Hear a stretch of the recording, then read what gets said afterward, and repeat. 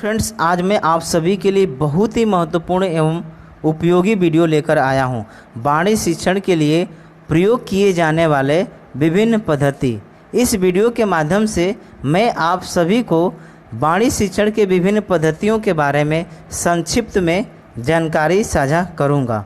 इस पर मेरे द्वारा और भी विस्तार पूर्वक वीडियो बनाए जाएंगे, जिसमें हम वाणी शिक्षण के पद्धति को एक एक करके हम जानेंगे, क्योंकि वाणी शिक्षण की पद्धति एक विशेष शिक्षा में अपना एक महत्वपूर्ण स्थान रखता है और ख़ास करके विशेष शिक्षक के लिए यह बहुत ही महत्वपूर्ण है कि वो वाणी शिक्षण की पद्धति को जाने और इस पद्धति के माध्यम से वो विशेष आवश्यकता वाले बच्चे के वाणी का शिक्षण कर सके और उसमें वाणी का विकास कर सके।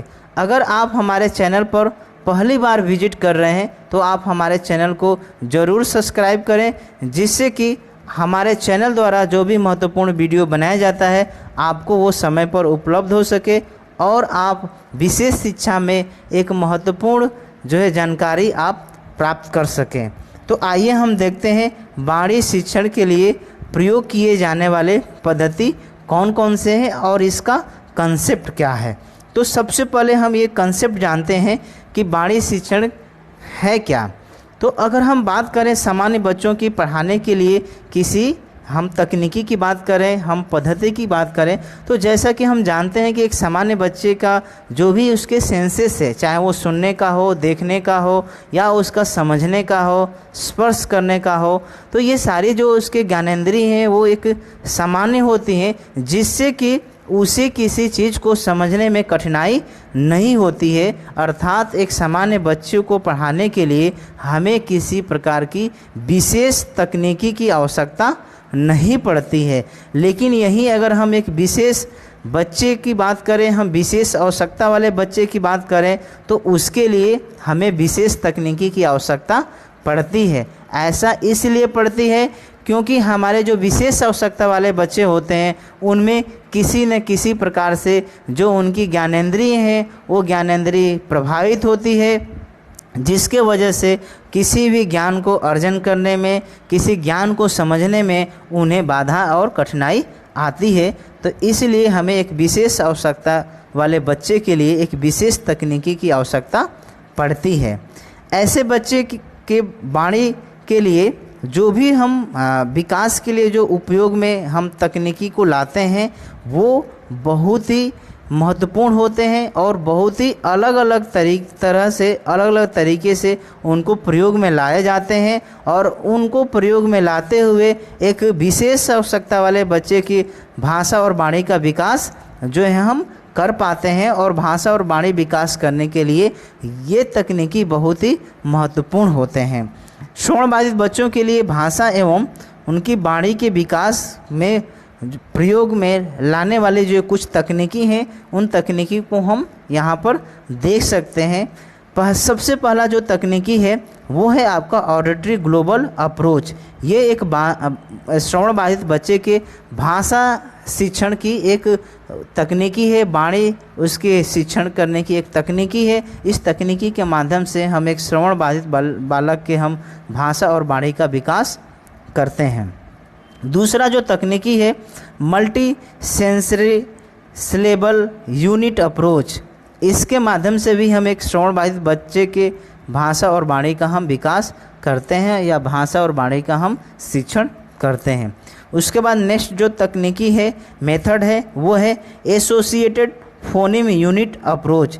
ये भी एक मेथड है, तकनीकी है, जिसके माध्यम से हम, या आप ये भी कह सकते हैं कि उपागम है, जिसके माध्यम से अप्रोचेज है, जिसके माध्यम से हम एक श्रवणबाधित बच्चे के वाणी शिक्षण हम करते हैं।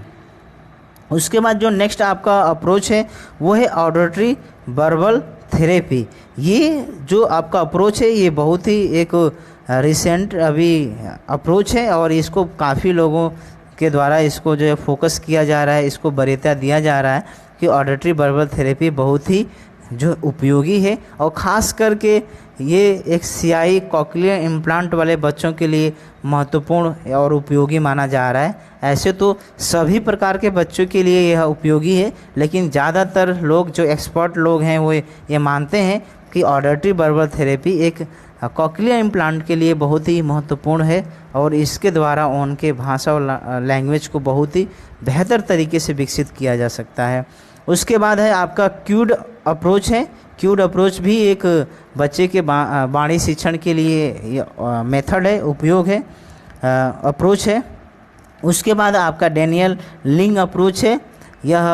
यह इसके माध्यम से भी हम एक बच्चे के वाणी का शिक्षण करते हैं। तो इस प्रकार से ये आपके अप्रोचेज हैं या आप कह सकते हैं कि मेथड है, जिसके माध्यम से हम एक श्रवण बाधित बालक के हम वाणी का शिक्षण करते हैं। इन पद्धतियों के माध्यम से हम करते हैं।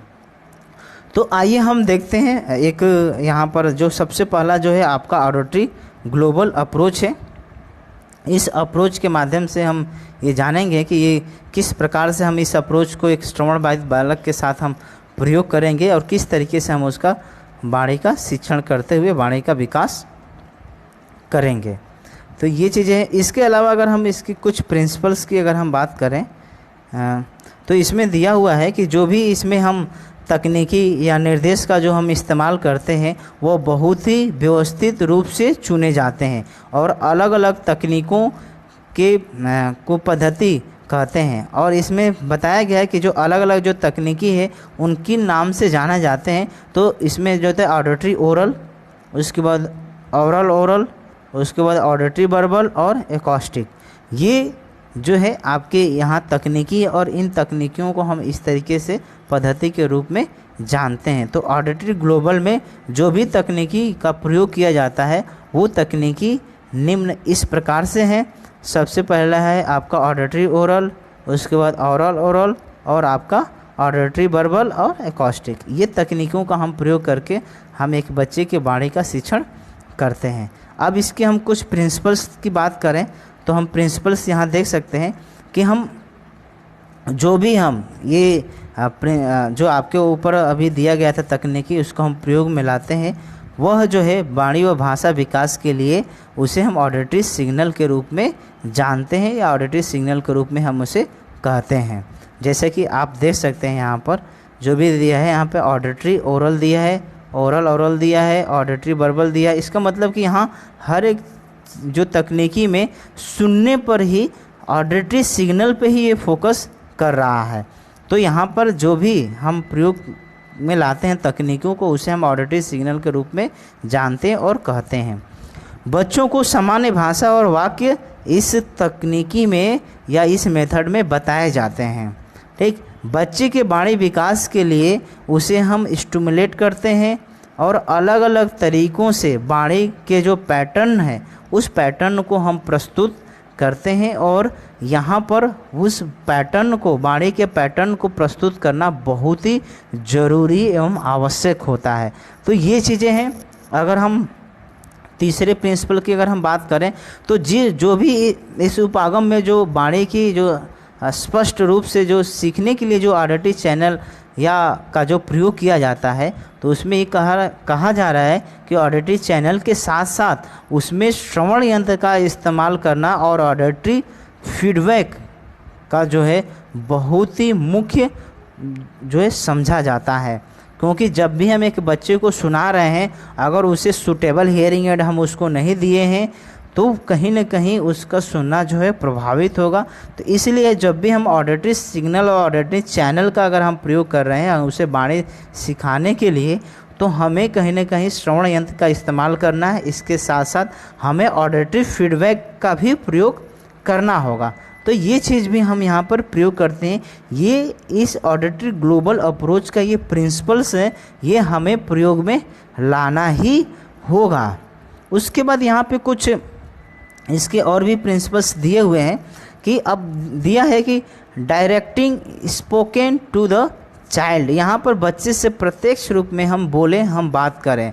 जैसे कि बच्चे को भाषा या उसे शब्द बोलने के लिए हम भाषा का इनपुट जो है देते हैं। जो भी हम उसे भाषा का इनपुट देंगे या जब हम उसको सिखाएंगे तभी वो भाषा के बारे में समझ पाएगा। जैसे कि आप देखते हैं कि सामान्य तौर पर जो भी वस्तु के बारे में हमें बच्चे के समक्ष दिखाई देता है, हम उसके बारे में बताते हैं। जैसे मान लीजिए कि सेब है, ये दादा हैं, आपके पापा हैं, मम्मी हैं, अन्य प्रकार के जो भी चीज़ उसके सामने दिखाई देता है, हम उस पर शब्द को बोलते हैं, हम वार्तालाप करते हैं, अर्थात हम भाषा का उसका इनपुट का प्रयोग करते हैं। उसके बाद बच्चे को वाणी के अलग अलग रूप में हम कराते हैं या हमें अनुभव देना चाहिए। जब भी हम बच्चे के साथ, अब यहाँ पर जो है directing spoken to the child में मैं ये बात कर रहा हूँ कि हमें एक बच्चे के साथ जो है शब्द को बोलना चाहिए, भाषा का प्रयोग करना चाहिए, हमें भाषा का इनपुट देना चाहिए और बच्चे को वाणी के अलग अलग रूप में अनुभव हमें कराना चाहिए, जिससे कि वह बालक उस शब्द को नकल करके जो है समझ सके, जो है इमिटेशन करके समझ सके। जैसे आप देखते होंगे कि छोटे बच्चे होता है, जब वो 7-8 महीने का बच्चा होता है तो हम उसको बार बार हम बुलवाते हैं, बाबा बोलो, पापा बोलो, मम्मा बोलो, ठीक। तो इस तरीके से वो बालक धीरे धीरे हमारे भाषा को, हमारे वाणी को सुनकर वो अनुकरण कर लेता है और कुछ समय के बाद, कुछ अंतराल के बाद, 2-4-5 महीने के बाद, जैसे ही वो बालक 1 ईयर का होता है, 12 मंथ का होता है, तो वो शब्दों को धीरे धीरे अपने दैनिक जीवन में या अपने भाषा में उसे प्रयोग में लाने लगता है, वो बोलने लगता है। तो ये चीज़ें, इसके साथ साथ हमें एक ऐसा वातावरण क्रिएट करना पड़ेगा जहाँ पर वो बच्चे के साथ हम वार्तालाप करें और वो वार्तालाप जो है वो एक उत्साहवर्धक हो, हम उसे बहुत ही एक हेल्दी इन्वायरमेंट के साथ हम उसको बात करें। और ऐसा होता भी है कि आप छोटे बच्चों के साथ देखेंगे कि जब वो बाल्यावस्था में होता है तो वो उसके पेरेंट्स या उसके ग्रैंड पेरेंट्स या उसके भाई बहन जो है वो उसके उत्साहवर्धक जो है वाणी का प्रयोग करते हैं, प्रेरणा पूर्वक वाणी का प्रयोग करते हुए उसमें वाणी का, भाषा का विकास करते हैं। तो ये हमें बच्चे से प्रत्यक्ष रूप में बोलना चाहिए, वार्तालाप करना चाहिए। दूसरी अगर हम बात करें वाणी की विशिष्ट इकाई की को जो है एकत्रित करना, ठीक। तो यहाँ पर हमें ये ध्यान में रखना होगा कि जब भी हम एक बच्चे के साथ जब हम वार्तालाप करें तो हमें उसे ऑडिटरी फीडबैक देना है और इसके लिए हमें जब वाणी की हम विशिष्ट इकाई को एकत्रित करने की अगर हम बात करें तो हमें श्रवण यंत्र की ज़रूरत पड़ेगी, हमें उसे प्रशिक्षण देने की ज़रूरत पड़ेगी, हमें एक ऑडियोलॉजिस्ट की ज़रूरत पड़ेगी जो उसके श्रवण लेवल को जांच करके एक सूटेबल जो श्रवण यंत्र उपलब्ध करा सके। तो ये जो है वाणी की विशिष्ट इकाई को एकत्रित करने में जो है ये एक महत्वपूर्ण पॉइंट है। दूसरा, शिक्षक अपने आवाज़ पर नियंत्रित रखना है ताकि बच्चे को ठीक से सुनाई दे। ये नहीं कि हम बहुत ही फास्ट बोल रहे हैं या हम बहुत ही लाउडली बोल रहे हैं या हम बहुत ही, हमारी जो आवाज़ की जो लाउडनेस है वो बहुत ही कम है जिससे कि बच्चा सुनाई नहीं दे रहा है। तो ये भी हमें यहाँ पर जो है वाणी की विशिष्ट इकाई में ये ध्यान में रखना होगा कि शिक्षक अपने आवाज़ को भी नियंत्रित रखे जिससे कि बच्चे को आसानी से और ठीक प्रकार से सुनाई दे। आसपास के वातावरण में भी अधिक शोरगुल नहीं होना चाहिए, ये भी हमें ध्यान में रखना होगा। वाणी की विशिष्ट इकाई को जब हम एकत्रित करना चाहते हैं, जब हम उसको प्रशिक्षण दे रहे हैं, जब हम उससे वार्तालाप कर रहे हैं, तो हम ये देखें कि आसपास में जो वातावरण है वहाँ ज़्यादा शोरगुल नहीं हो। अगर ज़्यादा शोरगुल होगा तो जो भी आप बच्चे को आप टीचिंग कर रहे हैं, लर्निंग उसको करा रहे हैं, आप थेरेपी दे रहे हैं, तो वो कहीं ना कहीं आपको आवाज़ को सुनने में उसे असमर्थता होगी।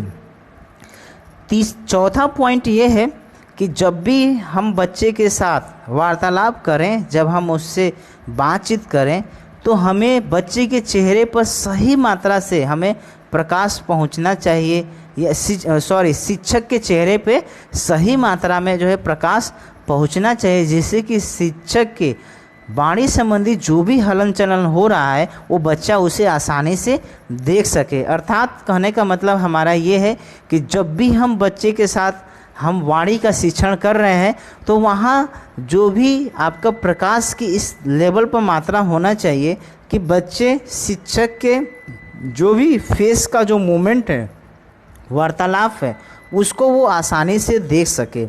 ये चीज़ भी हमको जब भी हम बच्चे के साथ वाणी की विशिष्ट इकाई की को हम एकत्रित करना चाह रहे हैं तो वहाँ पर इस बात को हमें ध्यान में रखना होगा। भाषा बोलते समय सामान्य दर जो है हमें रखना होगा। ये नहीं कि बहुत ही हम फास्ट गति से बोल रहे हैं। रेट ऑफ स्पीच हमारा इतना फास्ट है कि बच्चा उस शब्द को, उस वाक्य को वो जो है परसेप्शन या अंडरस्टैंड नहीं कर पा रहा है। तो हमें बोलते समय रेट ऑफ स्पीच, अपने बोलने की जो दर है उसको भी हमें कहीं ना कहीं ध्यान में रखना होगा। बच्चे से वाणी की खास इकाई को हमें बुलवाना होगा। जैसे हम बच्चे से हम कोई शब्द बुलवा रहे हैं, जैसे कि मान लीजिए आप बाबा ही बुलवा रहे हैं तो उसे हमें बा बा इस तरीके से करके जो भी उसकी इकाई है उस इकाई को हमें उसे प्रयोग करके हमें सिखाना है। उसके बाद हमें ऑडिटरी फीडबैक की भी मतलब ऑडिटरी जो फीडबैक है उसका मुख्य जरिया बनाकर हमें बच्चे को वाणी का बुलवाना चाहिए, वाणी का प्रयोग करना चाहिए। जैसे कि आप बहुत सारे ट्रेनिंग में कुछ वर्ड्स ले भी सकते हो। जैसे कि हमें एक बच्चे से आम ही बुलवाना है तो हम उसे आम इस तरीके से करके हम बुलवा सकते हैं, या हम आ करके म बुलवाएं। ठीक, तो इस तरीके से हमें पैटर्न्स को फॉलो करके हमें सिखाना होगा। क्योंकि आम डायरेक्टली आप बोलोगे कि आम बोलो, आम तो नहीं बोल पाएगा, लेकिन आम ऐसे करेंगे तो बोल लेगा। आ करके फिर आप म बुलवाएंगे तो बोल लेगा। तो ये जो है हमें इस प्रकार के पैटर्न्स को कहीं ना कहीं प्रशिक्षण के समय हमें फॉलो करना होगा।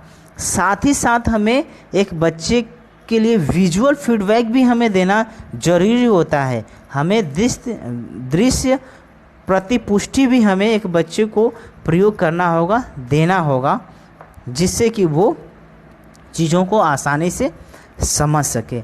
तो यहाँ पर ये सारी चीज़ों को हमें जब भी हम बच्चे के साथ वाणी की विशिष्ट इकाई को एकत्रित करने के लिए जब हम प्रयोग कर रहे हैं तो इन सब पॉइंट्स को हमें ध्यान में रखना होगा। उसके बाद हम बात करें अगर मॉनिटरिंग स्पीच की अगर हम बात करें तो यहाँ भी कुछ बिंदु हैं जो कि हम थेरेपी के समय या वाणी शिक्षण के समय हमें ध्यान में रखना होगा। ठीक, तो हमें यहाँ पर एक ऐसा वातावरण प्रदान करना होगा जिससे कि बच्चे को तरह तरह के आपके अनुभव मिल सके। जैसे कि हमें बच्चे को कहानी सुनाना, हम बच्चे से ज़्यादा बातचीत करें, हम बच्चे से किसी घटनाएं पर हम चर्चा करें।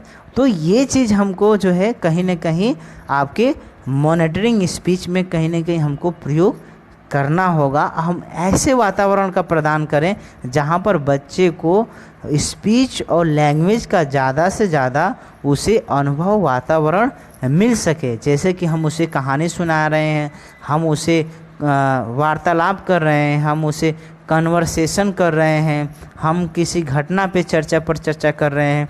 तो ये चीज़ें इसके वाणी में वृद्धि करने के लिए उसे हमें व्याकरणीय ज्ञान को भी कहीं ना कहीं हमें ध्यान देना होगा। दूसरा महत्वपूर्ण बिंदु ये है कि हमें उसकी वाणी की वृद्धि तभी होगी जब उसके पास वोकैबुलरी का नॉलेज होगा। तो हमें उसके वोकैबुलरी के नॉलेज को भी कहीं ना कहीं हमें विकसित करना होगा, इंक्रीज करना होगा, तब जाके वो जो है कम्युनिकेशन कर पाएगा, वाणी का प्रयोग कर पाएगा।